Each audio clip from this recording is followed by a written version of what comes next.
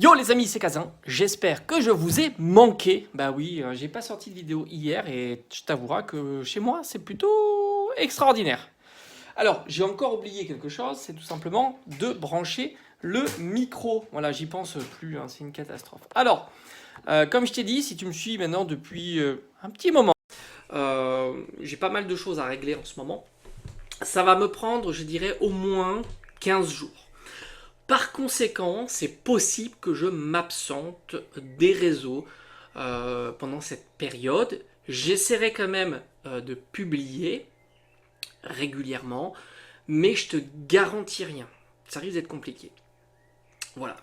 Et après, n'oublie pas que je t'ai promis qu'il y aura un petit peu de changement sur la chaîne lorsque j'aurai mis tout ça en place. Ne sois pas trop curieux. Bah, tu vas le voir hein, évidemment par toi-même. Alors, enfin, c'est la première fois que ça m'arrive.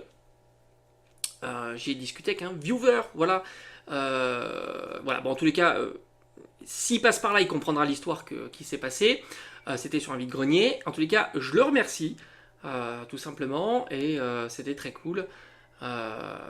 Et qui n'hésite pas à mettre un message dans l'espace de cette vidéo, ou d'une autre vidéo d'ailleurs. Et c'est fou, hein, parce qu'il m'a reconnu par la voix. Voilà. Et j'étais assez surpris, je t'avoue. Voilà. En tous les cas, je ne vais pas m'étaler plus voilà, sur cette petite histoire. Mais en tous les cas, je voulais faire un petit coucou. Voilà, c'était cool. Un petit coucou. Alors maintenant, euh, petite parenthèse, on va reparler un petit peu de 6.5. Et on va parler d'autres petits trucs sur la vidéo. Ça va être une petite vidéo un petit peu fourre-tout. Comme je t'ai dit, en ce moment, je me concentre sur plein d'autres trucs. Et ce qui est certain, c'est qu'on va reprendre les vidéos analyses. On va refaire un petit point sur 151, Paldea et ainsi de suite, voir si toujours l'espérance est toujours la même, si les items scellés n'ont pas diminué ou n'ont pas augmenté et ainsi de suite, prendre les tendances. Surtout qu'il y a des petites choses à dire sur 151, je suis allé checker un petit peu rapidement, mais comme je te dis, j'ai envie de faire une vidéo un peu plus quali avec les screens, etc. Donc du coup, ça sera plutôt dans 15 jours et comme ça aura peut-être un petit peu évolué. Et puis on aura Mascarade, là, je sais pas quoi là, la Mascarade pour la série 6. D'ailleurs, c'est marrant parce que j'en parlais un petit peu. Certains disent que c'est très très compliqué de faire tomber des altes, des centaines de boosters ouverts avec aucune halte. En fait, c'est les maths. Hein. Tu ouvres 100 boosters, une halte, c'est sûr, enfin, une halte random, c'est certainement 1%, ou voire peut-être même un petit peu moins, peut-être un petit peu plus. Ça arrive, hein, 100 boosters, 1% à 100 ou même 200 boosters, tu dois être facilement entre 10 et 20%. Quoi. 200 boosters, ça doit être peut-être 15%. Bref, il faudrait le calculer, mais 15%, ça arrive hyper régulièrement. C'est une personne sur 7. Faut pas déconner, les gars. Une personne sur 7, c'est pas rien. Une personne sur 7 qui va ouvrir 200 boosters, il n'aura pas d'alt. C'est comme ça. C'est comme ça. Et puis surtout que quand tu ouvres beaucoup de boosters, tu as des cycles un peu où tu dis ça tombe tout le temps, et puis d'un coup, bam, ça tombe plus. Moi, ça m'est arrivé plein de fois. Des trucs, on a l'impression que c'est le parcours du combattant. Je ferme la parenthèse, on verra un petit peu quand on aura les études de TCG Player, et comme ça je pourrais faire aussi une petite vidéo analyse sur tout ça, et ça pourrait être très intéressant, même si série 6, beaucoup vont pas l'ouvrir. Et à mon avis, les cartes seront pas chères, non pas parce qu'elles drop pas, mais principalement parce que, justement, si elles drop pas, elles devraient être plus chères, mais parce qu'il n'y a pas de popularité. Alors maintenant, on va parler un petit peu de 3 commentaires comme ça que j'ai trouvé intéressant. Alors, coucou Kazin, je suppose que c'est ça. Coffret en préco entre 35 et 38 euros sur le net. On parle du coffret Amphinobi. Donc 6.5. Alors franchement, si tu as le coffret à 35-38 euros, j'ai envie de te dire, c'est un super prix. Mais attention, c'est un petit peu en trompe-l'œil. C'est sur le net. Qui dit net dit certainement des boutiques indépendantes, peut-être même localisées en Belgique, dont les prix souvent en précommande sont plutôt très attractifs. Mais est-ce que ça sera la même chose, on va dire, dans les boutiques plus traditionnelles, type boutique de jouets, les Cultura, les Fnac, etc. J'en suis pas sûr. Maintenant, on pourrait imaginer peut-être à extrapoler un prix plutôt à 40 euros. Ce qui semble être le prix plutôt de cet item-là. 40 euros pour 5 boosters, ça nous fait... Je vais prendre ma calculatrice, je suis pas très bon en calcul mental, si j'aurais pu le faire quand même. Là, je suis feignant, c'est 8 euros. Mais enfin, si tu me suis, tu sais que moi, le calcul mental, c'est une catastrophe. Ça veut pas dire que je n'étais pas bon en sciences. Attention. Attention. Je vais pas... Me forcez pas à montrer mes diplômes. Vous allez être déçus. Fortement déçus. Fortement. Donc ça fait 8 euros de booster, donc tu vois, c'est quand même un booster un petit peu cher. Mais on est sur une série .5. Donc en tous les cas, 35 euros, je trouve que c'est plutôt cool. Et alors, Pourquoi ce message-là? Parce que ça pourrait impacter le prix de la carte promotionnelle. Oui, c'est sûr, le prix du coffret, plus il est bas pour 5 boosters, plus la carte promo sera impactée. Ça, c'est une évidence. C'est pour ça qu'il faut quand même attendre, on va dire, la distribution plus classique sur ce coffret. Moi, je préfère être prudent et attendre. Et aussi, est-ce que ce coffret sera distribué partout ou est-ce qu'il sera ciblé à certaines boutiques? Ça peut arriver aussi. Moi, j'ai en tête, par exemple, des Pokébox. Alors, c'était des Pokébox pour Destinée Radieuse, où tu avais Fulgudog, c'était King Jouet. Après, tu avais Blancoton, c'était Jouet Club. Et enfin, tu avais Nicosier, qui était Pickwick. Donc là aussi, il faut voir, on ne sait jamais. Bon, a priori, il ne devrait pas le faire. C'est un coffret qui est tellement intéressant que je pense qu'il devrait le distribuer partout. Mais bon, ça, on ne le sait pas. Ça pourrait changer aussi la donne. Maintenant, il y a une réaction donc suite à ce message évidemment, donc des promos à grande chance de se trouver à 15 euros. Alors c'est sûr, c'est possible que ça se retrouve à 15 euros. Rappelle-toi, les évolutions c'est à peu près à 15 euros. Mais après, est-ce que ça va descendre ou est-ce que ça va monter? C'est ça la différence. Parce que les évolutions, je crois que c'est à peu près une quinzaine d'euros quand c'était sorti, mais après ça n'a fait qu'augmenter. Là, c'est possible que ça baisse à 10, et en dessous de 10, alors oui, comme il dit, hein, stabiliser, peut-être baisser entre 7 et 8. Vide-grenier, je pense que c'est possible. Voilà, vide-grenier, c'est possible. C'est pas impossible. C'est pas impossible parce que les vide-greniers, après, il faut voir l'impact de la popularité de la série, il faut voir les cartes qu'il y a dans la série. Pour l'instant, on n'en sait pas assez pour pouvoir avoir un avis, on va dire, très clair sur cette série et cette carte, et même, j'ai envie de dire, ces cartes, parce que l'Hippo-Roi, moi, je ne le sous-estime absolument pas. Donc 15 euros, moi je trouve ça plutôt raisonnable au début. Après, ça diminue, ça monte. Ça, c'est encore un petit peu tôt. Et en vide-grenier, tu peux toujours, oui, ça j'en doute pas. T'as pas les plateformes à payer, la personne qui les vend, en vide-grenier c'est toujours plus sympathique. Et en même temps, t'as pas les frais de port, t'as pas tout ça. Donc je pense que ça, c'est une bonne analyse de rajouter vide-grenier. Un autre message, donc totalement vrai, je pense que Excalibur sous-estime grandement la popularité d'Amphinobi, qui est clairement un des Pokémon les plus appréciés par les personnes ayant commencé en 4ème, 5ème et 6ème génération. D'ailleurs, c'est pour ça que c'est marrant de parler de ça. Parce que c'est vrai qu'on a tendance à bouder un peu les générations de maintenant, mais il faut qu'ils les mettent en avant. Hein. C'est comme ça, c'est logique. Hein. Avant, ils mettaient en avant la 4ème, la 5ème, la 6ème, c'était comme ça. Donc c'est vrai qu'en ce moment, on est un petit peu déçus, etc. Mais au final, c'est le jeu des Pokémon. Deuxièmement, alors Amphinobi, moi je pense qu'il est populaire. Hein. Il est un peu intergénérationnel, il est très populaire. Ils ont fait des coffrets à thème avec Amphinobi. D'ailleurs, j'en ai un scellé. Je t'assure qu'à l'époque, quand il est sorti, tout le monde le voulait. Et c'était genre 2000, je sais plus, 15, 16, 17, enfin par là. Il faudrait que je le ressorte, mais Amphinobi est très populaire. Deuxièmement, Hippo-Roi, on pourrait rajouter. Moi, je pense que Hippo-Roi est aussi. Alors certains disent que Hippo-Roi est encore plus claqué, on va dire, que Amphinobi. Moi, je pense que quand même Hippo-Roi, il est pas si mauvais. Mais il faut pas surtout sous-estimer. C'est pas le Pokémon, c'est le format de la carte qu'il faut pas sous-estimer, parce que c'est là aussi la puissance du truc. Le format de la carte alternative, qui plus est. Là, on a une photo de la carte. Attends de voir, il y a peut-être une petite brillance spécifique, un petit travail un petit peu différent des alternatives classiques. On ne sait pas.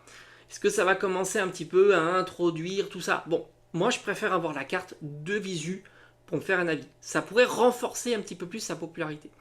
Donc moi je pense que c'est surtout la carte qui va faire le job et moins, on va dire, la popularité du Pokémon. Qui plus est, on est sur des Pokémon de génération précédente et qui sont somme toute quand même populaires. Et d'ailleurs, si tu regardes les alternatives, même des alternatives entre guillemets un peu moins populaires, ça fonctionne quand même assez bien sur le prix de la carte. Pas sur tout, hein, on est d'accord. Hein. Lunaconda, ça marche pas. Enfin, c'est Lunaconda. Betochef, ça marche pas. Enfin, ça reste Betochef. Après, on est sur du. Tu peux avoir des cartes alternatives comme le Zarbi qui fonctionne assez bien quand même. Ou le Dardagnan qui fonctionne assez bien. Donc attention. Et puis on n'a pas le visuel encore de Hippo-Roi. Si ça veut, la carte sera splendide. Et là aussi, ça marche aussi pour ça. Donc il est préférable d'attendre encore, mais moi j'ai bon espoir en tous les cas. Sans compter, comme je vous ai dit, pour l'instant la série, on l'a pas encore vue. Hein. Alors moi j'ai envie de te dire, j'espère qu'elle sera ludique. Moi, ce qui me fait peur, c'est pas tant les cartes qu'il y aura à l'intérieur, les ASAR, AR qu'il y aura à l'intérieur, mais ce qui m'inquiète le plus, c'est peut-être le taux, quoi. J'ai un peu peur que ça soit un taux un peu à la voix du maître. Et là, c'est sûr que ça sera compliqué. Alors, il y a une autre question, j'avais juste envie de rebondir, mais ça va pas durer très très longtemps. Un sujet qui est peu traité, on l'a traité hein, pourtant. J'en ai fait une vidéo sur les emballages, sur la façon d'envoyer les cartes, et aussi la façon d'estimer l'état de la carte, j'en parle assez régulièrement. Les youtubeurs, donc Pokémon, c'est la cote et la rareté des cartes mint. Alors franchement, moi j'ai envie de te dire, j'achète sur le net, mais à un certain moment j'ai acheté beaucoup sur Card Market. Tu verras quasiment jamais une carte en mint, parce que justement c'est très compliqué d'estimer une carte en mint, hein, je précise. Et on met plus volontiers un Near Mint, ce qui est passe-partout. Et Near Mint, faut pas oublier, est-ce que j'ai une carte gradée sous la main? Est-ce que j'ai une carte gradée de moins bonne facture sous la main? Alors je vais essayer de voir ça. Voilà, par exemple ici, on est à 8 et on est entre Near Mint et Mint. Donc on n'est même pas sur un Near Mint. On est plus que sur un Near Mint. Et on est à 8. Et ça voudrait dire que, voilà, là on est à 7, on est pile poil, paf, dans le Near Mint. 7, ça veut dire que tu as des gros défauts quand même. Et t'es Near Mint. C'est pour ça d'ailleurs que sur Card Market, par exemple, quasiment la plupart des cartes loose sont vendues en état Near Mint. Parce que Near Mint, ça veut dire potentiellement des défauts. Donc ça, c'est important de le souligner. Peu de vendeurs vont te dire Mint. Alors, je ne sais pas sur quelle plateforme tu parles en règle générale, mais Mint, c'est ultra compliqué parce que ça sous-entend que la carte, elle vaut entre 9 et 10, hein, parce que tu as vu 8 c'est Near Mint, alors ça dépend s'il y en a qui mettent 8,5, etc. Peut-être 8,5, enfin, c'est compliqué. Donc moi j'en ai jamais vu en tous les cas, la plupart mettent Near Mint, c'est passe-partout, et au final, t'englobes les éventuels défauts, même sortis de booster. Je vois de plus en plus de revendeurs mettre leurs cartes au même prix. Alors même prix qu'une Mint, alors ça aussi c'est compliqué, parce qu'en règle générale, le prix d'une Mint, ça sous-entendrait presque le prix d'une gradée 9. Tu vois, c'est à peu près ça. D'ailleurs, c'est pour ça que souvent dans les vidéos, c'est pas que je te dis j'en traite, je suis assez surpris du message, parce que tu dis qu'on ne le parle pas. On en parle assez régulièrement, par exemple, de prix des cartes, où je te dis souvent, au prix de la gradation près, tu peux acheter une carte à 9, gradée 9. Et du coup, au final, je trouve que c'est plus intéressant pour justement éviter ce genre de problème que tu soulignes. Ça veut dire que le vendeur qui omettrait les petits défauts. Alors qu'une carte gradée en 9, et alors encore plus sur des sociétés qui ne sont pas très populaires, eh ben, tu rajoutes quasiment rien ou tu rajoutes rien sur des sociétés pas populaires. Donc prix d'une mint, alors que quand je demande des photos, alors ça c'est, alors souvent même j'ai envie de te dire, moi quand je demande des photos ils répondent même pas, hein, comme ça c'est encore plus simple.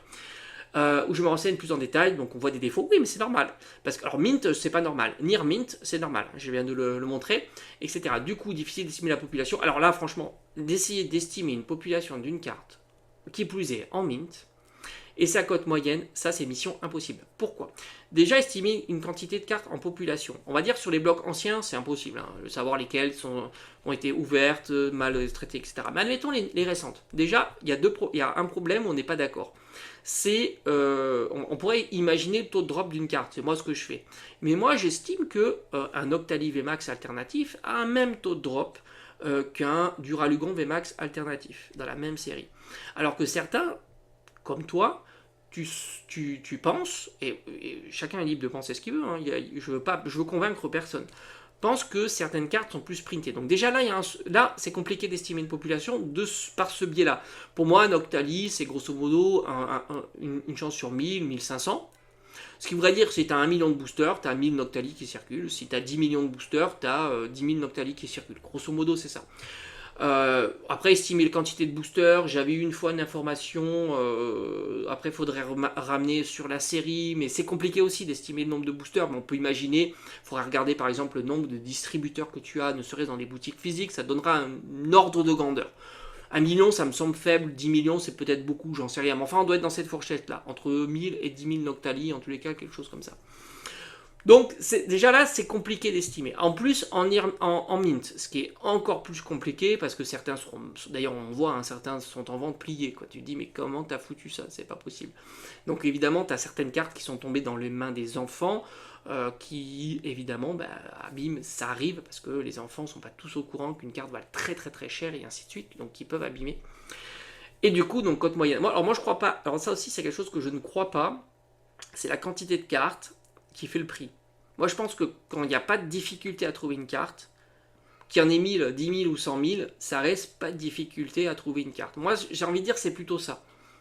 Dès l'instant qu'il y a 10, 20 annonces par plateforme, j'ai envie de te dire, pour moi, il n'y a pas de difficulté. Donc du coup, en fait, qu'il y en ait 1000 ou 10 000 ou 100 000 qui circulent, si c'est suffisant pour qu'il y ait plusieurs dizaines d'annonces, la concurrence se fait naturellement, et si les annonces ne sont pas absorbées d'un coup, c'est-à-dire qu'en permanence, par rapport à l'absorption qu'il y a en règle générale, bah, j'ai envie de dire, ça ne crée pas un phénomène de rareté, et que là, du coup, la quantité, en fait, on s'en moque un petit peu.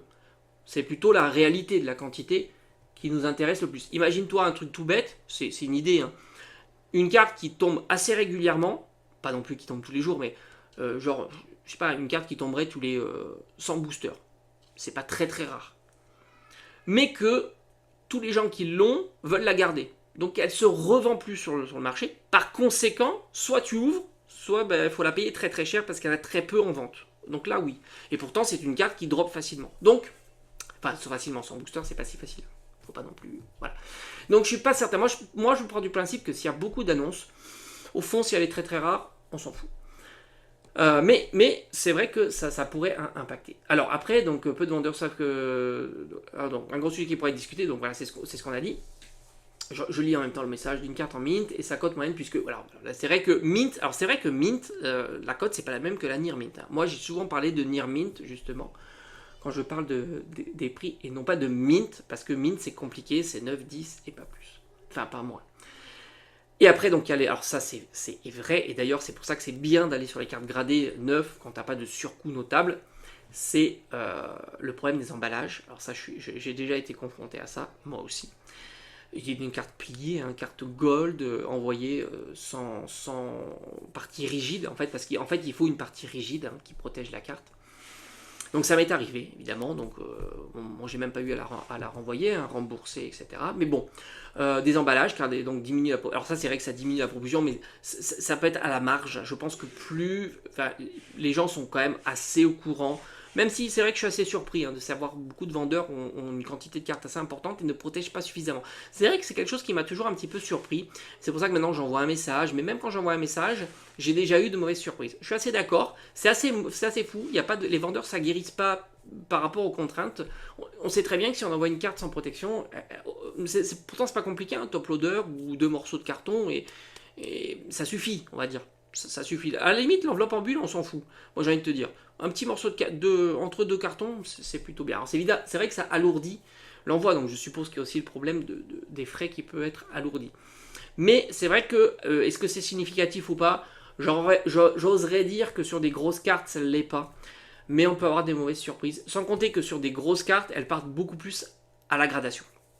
Donc récemment, alors la mauvaise expérience, bon mais ça nous est tous, je pense, arrivé. C'est pour ça que d'ailleurs j'achète maintenant plus facilement en vide-grenier, en convention. Tu as la carte en face de toi, tu peux même négocier. C'est quand même beaucoup plus tranquille.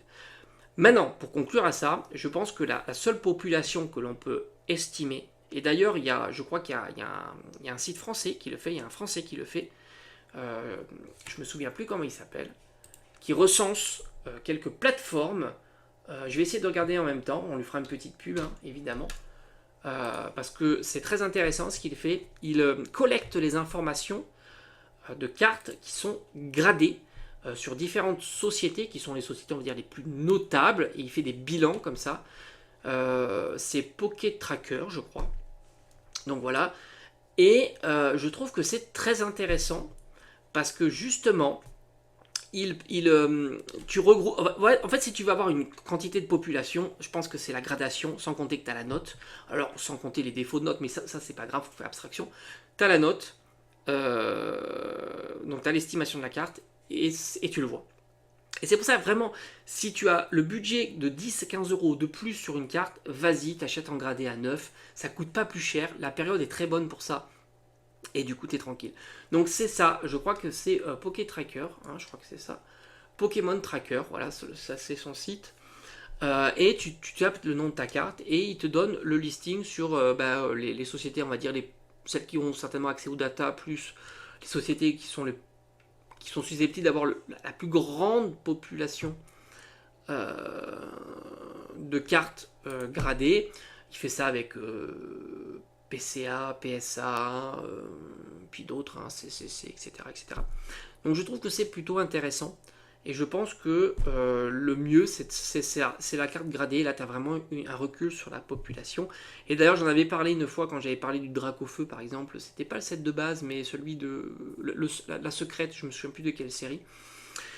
Qui était beaucoup plus rare, du coup, en 9, 10 que le Noctali VMAX, tu vois. Et pourtant, la carte n'était pas plus chère. C'est là où tu vois la population et que tu vois que c'est pas la question de population qui fait le prix, mais bien une question un petit peu de hype, de tendance, voilà, les gens ont envie d'acheter ou pas.